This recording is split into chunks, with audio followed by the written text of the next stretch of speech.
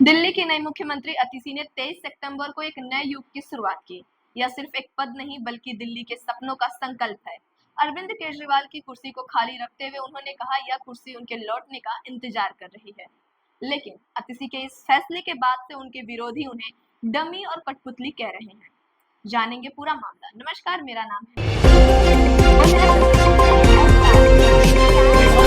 आप देख रहे हैं जन दर्पण, सत्ता का खेल, गणित की नजर, सत्ता गणित। दिल्ली की नई मुख्यमंत्री अतिशी ने 23 सितंबर को अपना पदभार संभाल लिया है।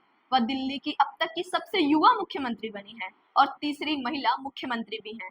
अतिशी को मुख्यमंत्री बनाए जाने का फैसला अरविंद केजरीवाल द्वारा हाल ही में जेल से रिहा होने के बाद मुख्यमंत्री पद से इस्तीफा देने के बाद लिया गया।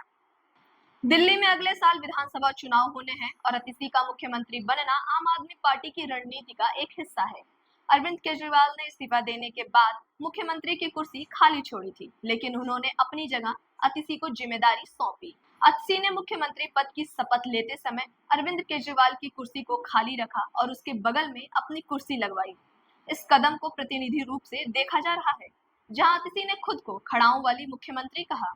उन्होंने बताया कि जैसे राम के वनवास जाने के बाद उनके भाई भरत ने उनकी खड़ाऊ रखकर अयोध्या का शासन संभाला था, वैसे ही वह इस कुर्सी को केजरीवाल के लिए खाली रखते हुए 4 महीने तक सरकार चलाएंगी।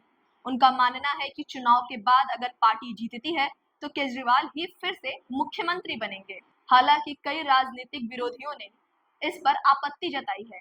भाजपा के कुछ नेताओं ने इसे डमी मुख्यमंत्री कहा, जैसे पहले लालू प्रसाद यादव ने जेल जाने के बाद अपनी पत्नी राबड़ी देवी को मुख्यमंत्री बनाया था। इसके अलावा भाजपा नेताओं का कहना है कि अतिशी ने मुख्यमंत्री पद की गरिमा को ठेस पहुंचाई है। इसी कड़ी में भारतीय जनता पार्टी के सांसद मनोज तिवारी कहते हैं कि अतिशी ने मुख्यमंत्री पद की शपथ ली है। अगर वो खाली कुर्सी दिखाती हैं तो इससे कई सवाल उठते हैं। इसका मतलब यह है कि वो खुद को मुख्यमंत्री नहीं मानती हैं। अगर वो खुद को मुख्यमंत्री होते हुए किसी और को मुख्यमंत्री मानती हैं तो ये सीएम पद का और संविधान का अनादर है। मैंने दिल्ली के मुख्यमंत्री अतिशी को पत्र लिखा है, मेरा पत्र कौन पढ़ेगा? कोई मुख्यमंत्री कैसे कह सकता है कि वो कठपुतली है? वो जनता की भावनाओं को ठेस पहुंचा रही है।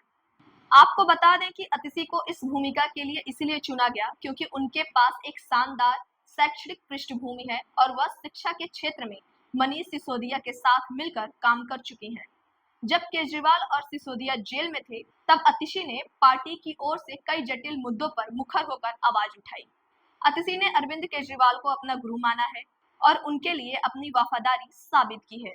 उन्होंने कहा कि जिस तरह भगवान राम ने अपने वचन का पालन करते हुए 14 साल का वनवास स्वीकार किया, उसी तरह अरविंद केजरीवाल ने राजनीति में नैतिकता और मर्यादा का पालन किया है।